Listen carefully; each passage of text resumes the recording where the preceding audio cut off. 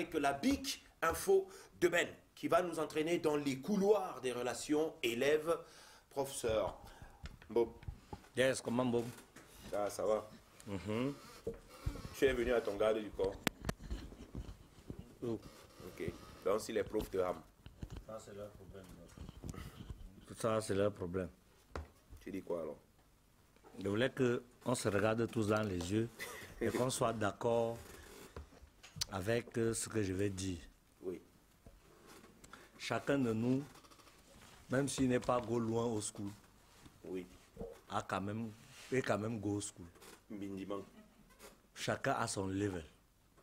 Mais nous avons souvenance. Nous avons tous en mémoire le professeur ou l'enseignant, très charismatique, autoritaire. C'est-à-dire que le modèle même, tu vois un peu. Et généralement, ça allait au-delà. C'est-à-dire que l'enseignant se substituait même parfois en parent. C'est-à-dire qu'on voyait l'enseignant un peu comme un répé, c'est-à-dire comme l'autre parent, tu vois un peu, non? Parce qu'on passait plus de temps avec nos enseignants, généralement, qu'avec nos parents, qui sont occupés à chercher la vie. C'est-à-dire que le parent, à peine il vous a déposé, pour ceux qui ont la chance d'être déposés par leur père ou leur mère à l'école, et vous ne le reverrez que le soir, quand il aura fini de creuser. Et généralement, quand tu regardes le nombre d'heures que tu passes à l'école, c'est généralement, tu as tes camarades de classe et celui qui vous traumatise tous dans l'enseignant.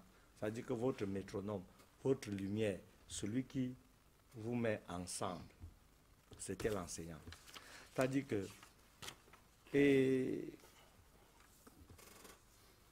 aujourd'hui, j'ai comme l'impression que j'ai 2 ou 3 problèmes avec cet état de choses. Le père de Brenda, dans sa volonté de faire du Cameroun un pays instruit, a pensé que nous devrons tous aller à l'école. Depuis que nous sommes bindi, moi et mes parents me disaient que s'il veut être quelqu'un dans la vie, il faut que go school. Je ne sais pas s'il a réussi, mais quand il regarde autour de moi, je me rends compte que c'était un très bon leitmotiv. C'était une très bonne initiative, celle d'envoyer ses enfants à l'école pour avoir une éducation certaine. Alors, aujourd'hui, quelqu'un dans la société. Aujourd'hui, le manque de... Oui, devenir quelqu'un dans la société. Aujourd'hui, le manque de work a dit que, comme tout le monde est quand même go school, chacun dans son level, ils ont 2 métiers aujourd'hui. C'est-à-dire qu'ils s'auto-emploient souvent par mimétisme, mais parce qu'en fait, c'est les 2 métiers qui ne demandent pas qui ne demandent pas grand-chose en apparence, mais qui demandent vraiment beaucoup de grandes choses. Ils deviennent certainement enseignants et journalistes.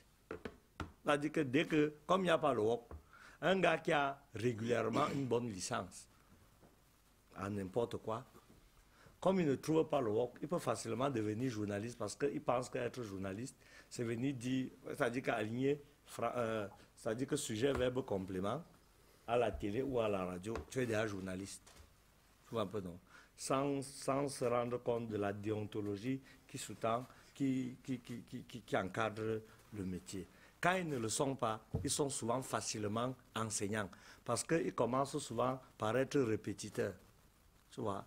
Ils commencent à répéter les enfants de 6e, après prendre goût, 3e, après, finalement, il va chercher un établissement, les établissements qui s'ouvrent partout là. Donc en fait, ce que tu essaies de dire, à force de faire des cours de répétition, ils deviennent forcément dans la peau d'un enseignant. Oui, et il va se faire recruter par des gens qui sont en manque de vrais enseignants parce qu'ils ne peuvent pas payer un vrai enseignant. Donc, grave, ça.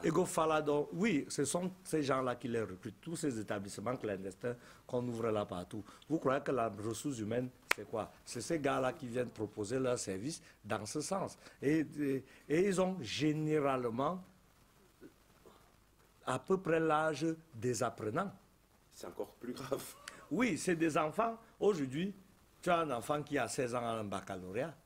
Quand tu ajoutes 16 plus 3, à 19 ans, il a une licence. Tu vois?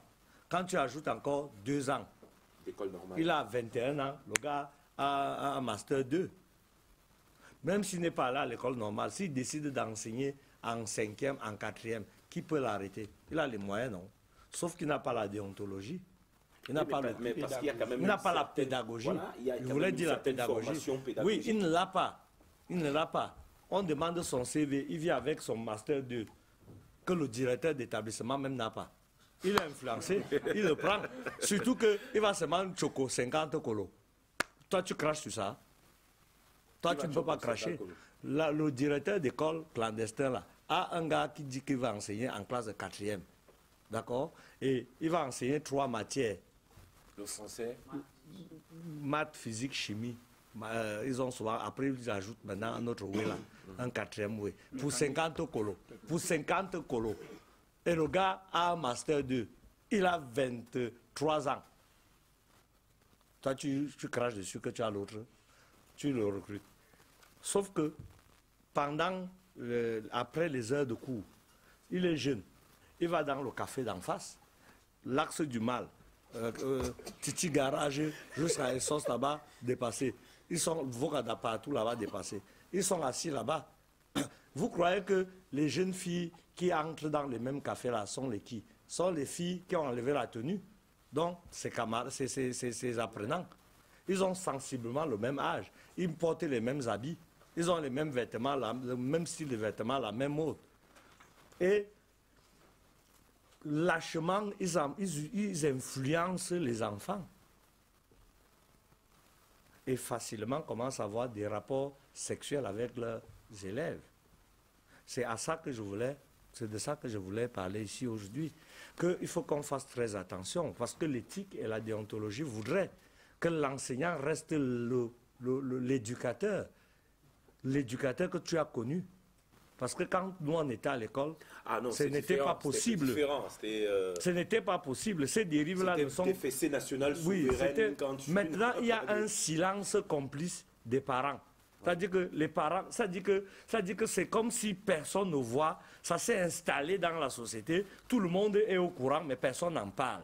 Le chef d'établissement sait que ses enseignants sortent, copines, font des choses avec les filles de l'école. Si le chef d'établissement lui-même, il n'est pas compétent. Bon, tout le monde se discute. D'abord, le chef d'établissement et tous ses enseignants se discutent la plus top fille de l'établissement, qui elle aussi n'est pas facile. Oui, elle aussi, est-ce qu'elle est facile? Elle ne vous donne pas le lait. C'est devant la classe qu'elle se change, qu'elle enlève ses espadrilles pour mettre une ballerine. Tu vois un peu, non? Et qui enlève le truc qu'elle avait mis sur sa tenue, plié dans le sac. Maintenant, elle a en tenue. Mais quand tu regardes le piercing, qu'elle a rapidement enlevé, emballé, mais tu vois que les trous sont toujours là. À peine sous le col de sa tenue, c'est les tatouages que tu veux voir. Et comme il n'y a pas de tenue longue manche, c'est ça que tu veux voir, les tatouages partout, à la naissance, ici, là, même au niveau de la cheville. Et même elle est bling-bling. Entre le chef d'établissement et ses collègues, et ses gars, on se discute la même guille. Et du coup, il est très mal placé pour faire la leçon à un autre enseignant qui est allé jusqu'à 14 ans, jusqu'aux fillettes de 14 ans. Mais ça pose quand même un problème avec cette histoire de tatouage. Aujourd'hui, les jeunes, ils en font, ils ne savent même pas ce que ça signifie. Mais ils font quand même, et c'est indélébile. Et ils ne savent pas ce que ça signifie. Une petite parenthèse. Oui, monsieur. Moi, j'ai vu une amie d'enfance à moi, qui a fait ce qu'on appelle la mutation cutanée. Donc, elle a changé sa peau noire en peau claire. Ouais. Et maintenant, elle a réussi à utiliser des produits pour faire un tatouage partout ici et partout ici. Je lui ai dit, si tu aimais tant le tatouage, pourquoi tu n'es pas resté avec ton ancienne peau et le tatouage de tueur à gaz qui était partout sur toi? Pourquoi tu as donc changé ça et tout et tout? Elle m'a tourné les yeux jusqu'au Dieu, elle ne me parle pas. Moi, je Bon. comprends pas. Ce que Moustique tente de vous dire, c'est que l'Anguilla, quand elle finit de changer de peau, elle a des veines brunes, très claires. Les veines commencent à se dessiner partout. Pour masquer ça, elles font faire donc un tatouage autour pour que, en fait, entre les lignes vertes qui se font déjà voir du fait de son éclaircissement, elle ajoute encore d'autres trucs et ça se confond. En fait, c'est ce que Moussi tentait de vous dire avec ces mots. Bon, mais pour revenir à ce qui me concerne, et je veux dire que les parents qui sont complices aujourd'hui, parce qu'il faut que vous sachiez que ces rapports intimes entre enseignants et apprenants, tu vois un peu, ne sont pas toujours... C'est du gagnant-gagnant. Hein. C'est chacun qui exploite l'autre à son niveau. L'enseignant, lui, c'est le prestige de comment avec les jeunettes et tout ça, hein. Mais l'enfant, lui, veut les notes sexuellement transmissibles. Il veut la bonne note. C'est-à-dire que les filles refusent d'étudier et du coup, il y a un souci. Et je pense que les parents doivent reprendre le contrôle sur leurs enfants. Je suis d'accord. Et les enseignants, c'est-à-dire que nous devons revenir à la case de départ, où l'enseignant était le modèle, où l'enseignant était le parent, c'est-à-dire que la continuité entre la maison et la suite. Il y a eu une rupture. L'enseignant est devenu un dispenseur de cours, il n'est plus un pédagogue. Tu vois, ils donnent des cours. Oui, mais dès le départ. Jusqu'au cours des Dès le sexes. départ, tu le dis. Oui, jusqu'au cours des sexes. Ils n'ont pas de formation pédagogique. Même ceux qui sont formés, ils ont aliéné la profession. Aujourd'hui, tu te rends compte qu'ils donnent même jusqu'au cours des sexes. C'est-à-dire qu'il dit, après le cours, passez me voir à la maison. Ça devient... Oui, on peut en rire. On peut en rire.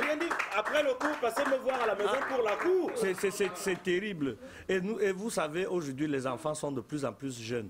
À l'époque, en classe de terminale, tu n'avais pas le genre d'enfant que nous avons aujourd'hui. Nous avons des fillettes à 15 ans, elle est en terminale, elle n'a aucune poussée de sein. Pas de sein, rien. Quand cette fille-là est en terminale, vous regardez, allez dans les lycées aujourd'hui, vous entrez dans une salle de terminale, vous vous posez la question si vous n'êtes pas dans une classe de 5e. De maternelle. Oui, ils sont là, les bébés, et ça sent l'urine encore, et tout ce que tu veux. Et je vois donc un enseignant qui va, avec cette odeur d'urine, déshabiller un enfant, sous le prétexte qu'il va entendre qu'il est monsieur. C'est les enfants des gens.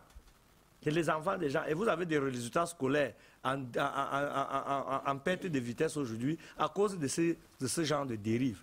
Et vous, parents, qui ouvrez les snacks, les cafés, les trucs dans les milieux scolaires, parce que vous cherchez l'argent. Vous ne savez pas que l'argent que vous utilisez là, c'est du poison. Parce que vous gâtez les enfants des autres pour avoir l'argent pour nourrir vos propres enfants. Vous croyez que Dieu est distrait. Dieu n'est pas distrait. Ce que vous ferez aux enfants des gens, on fera à vos enfants. Et quand elle finit de dire ça, moi, elle ne dit plus rien. Voilà. Bon, voilà quand même...